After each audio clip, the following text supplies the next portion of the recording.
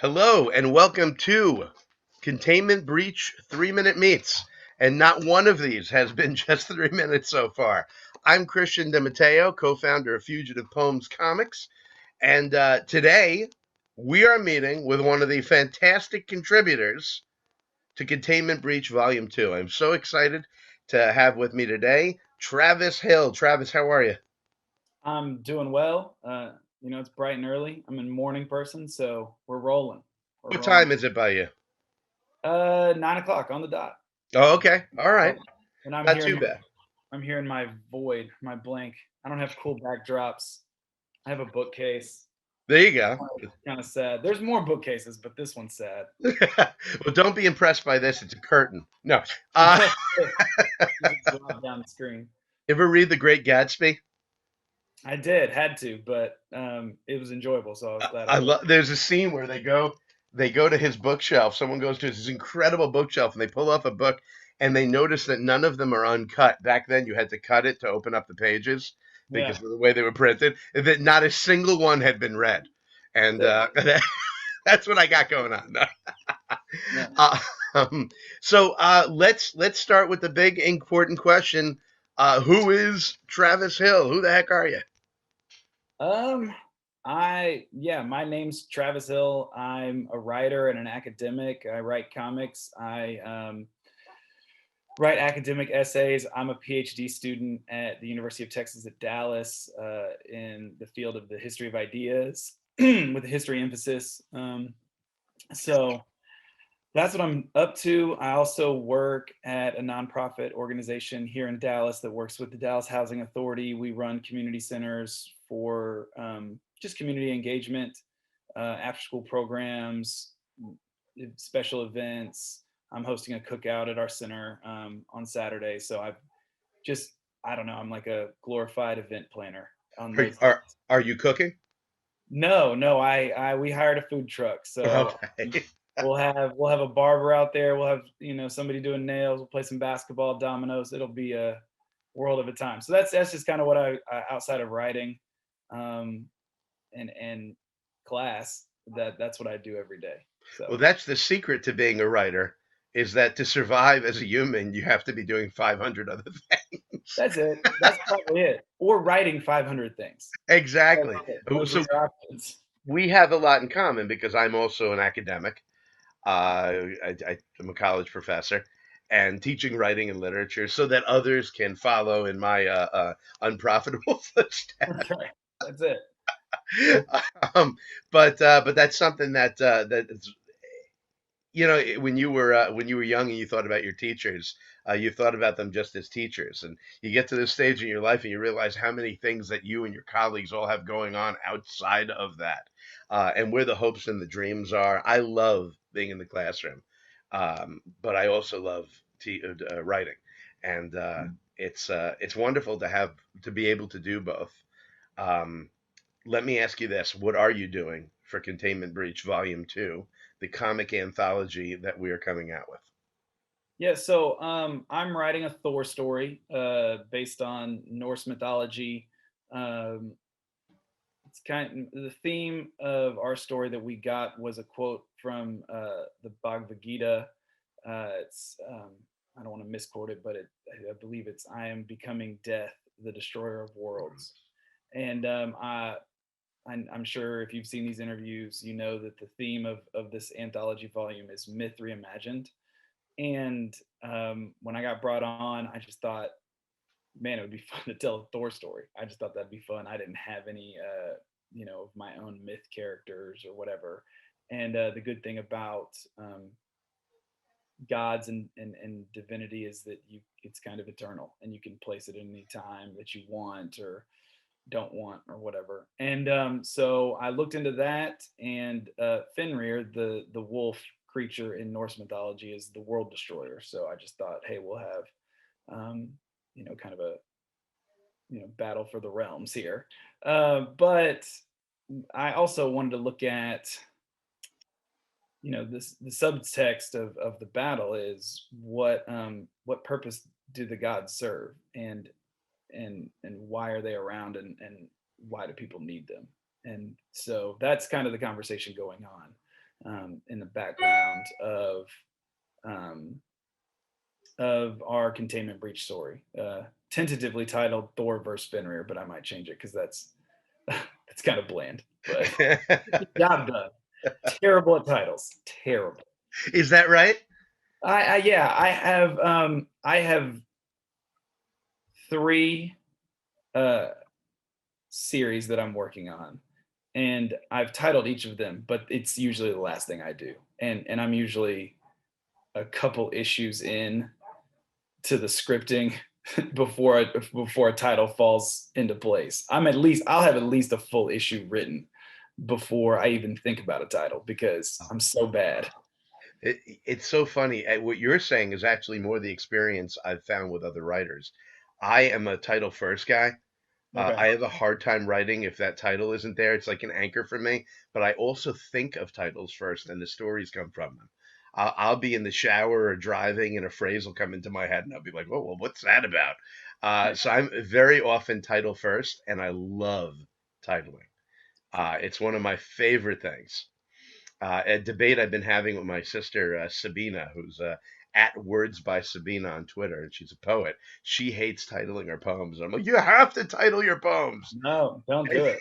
Let somebody else do it. There you go. Let a lot of people do it. Yeah, yeah, What do you think the title should be? I love it. I love it. Your Brian, I actually saw a couple of the pages the other day. Yeah.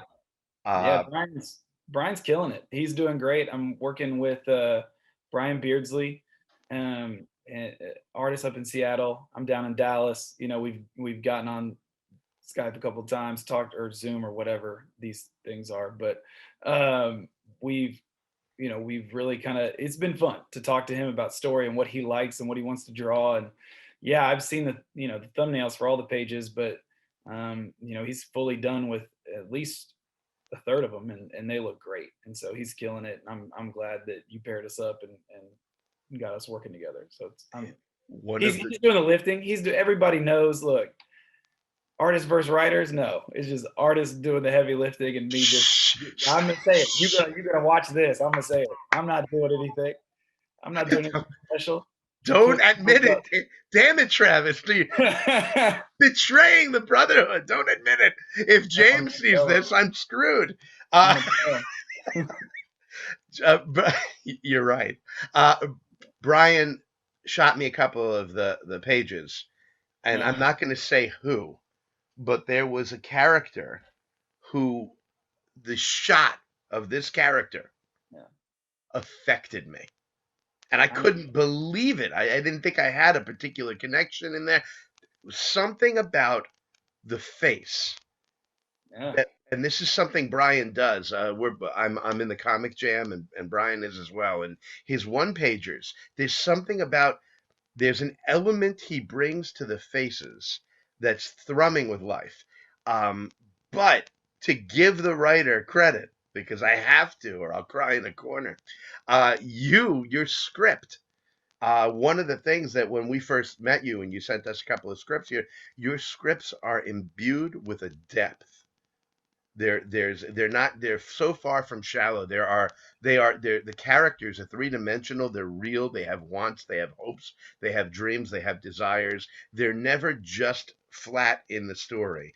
And I think that to work with you as an artist, to read your work, the way that you write, even the narrative, the stuff that nobody reading a comic ever sees, the little blurb around a panel and whatnot, the way that you write them, there is great feeling there. You have feeling for your characters. Your series, Mustard Seed, is about it's character driven. It's about the people.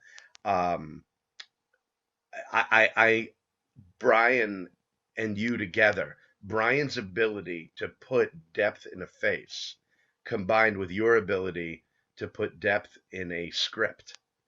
Uh, there's an there is an empathy so present in both of your work that one of the great pleasures of Containment Breach Volume 2 was pairing people, was putting writers and artists together. I mean, now I understand why people matchmake for fun.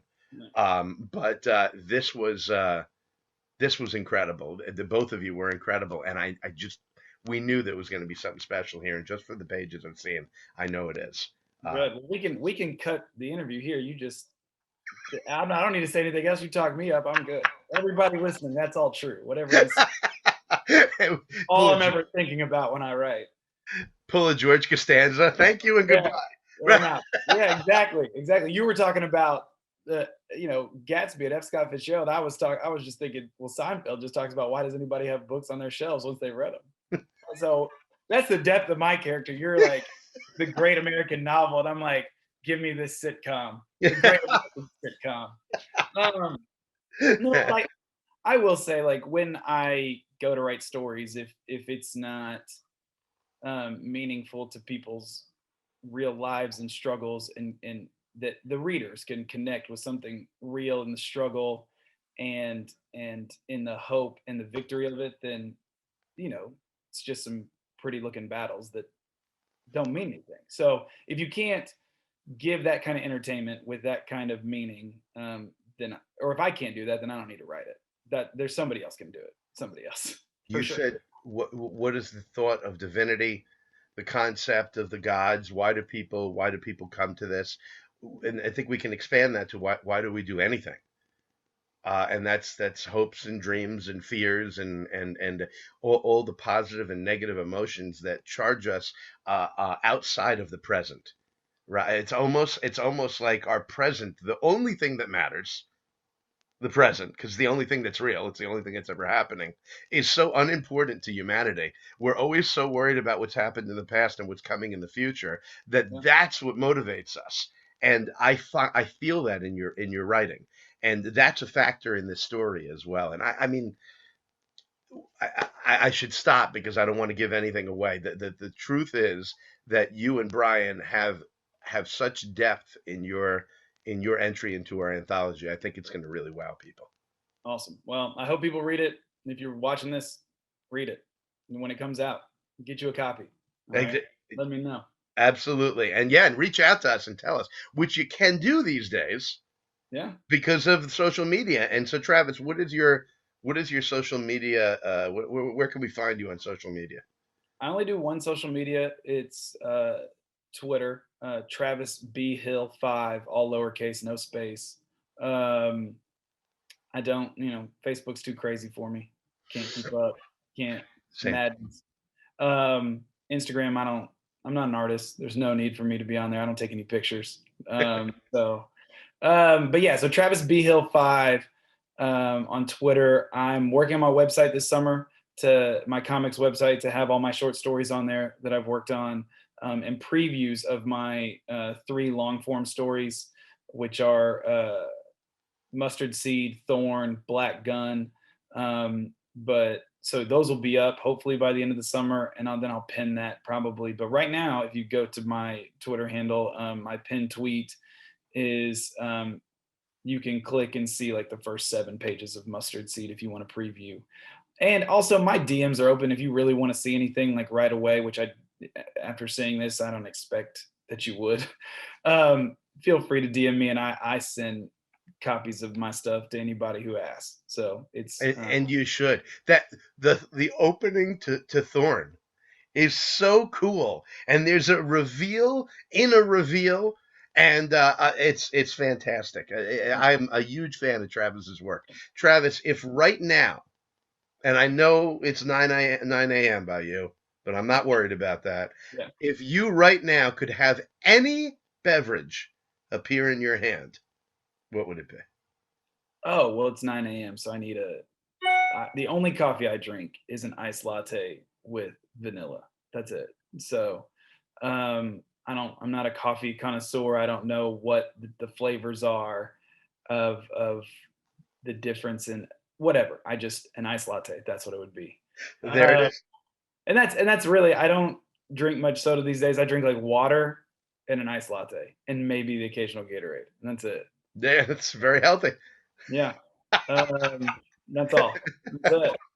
I'm tempted to quote Tom Hardy in Inception right now and say, "Dream bigger, darling." But if that's what makes you happy, go for it. No, yeah, I couldn't. I couldn't keep up doing anything else. Then I will not say that at 10 a.m. over here I'm thinking about whiskey, because obviously I'm not. Hey, Uh, you could have a whiskey, I could have an iced latte. We could sit here for the next, handful of hours and just enjoy the conversation because we've been on the phone before. We've talked story, and it's great. So, Tra- um, tr- Bouncing story off of Travis, going back and forth is a ton of fun, guys. I cannot tell you, I cannot stress enough how exciting this book is going to be, and how great Travis and Brian's story is going to be. We are coming out on with a Kickstarter in the fall, Containment Breach Volume 2. We have a Kickstarter coming out in the fall. Keep an eye on fugitivepoems.com. Subscribe there to our blog and newsletter, at Fugitive Poems on Twitter, at CDMETC on Twitter. Follow us, talk to us, be friends with us, engage with us. It's coming. It's going to be amazing. Travis, thank you so much for meeting with me and talking with me. This was great. Thanks, Christian. I appreciate it. And yeah, everybody check out Containment Breach, Volume 2, Myth It's Reimagined. it's coming. It's, It's going to be it's great. huge. Gonna be great. We are Fugitive Poems, and we make comics.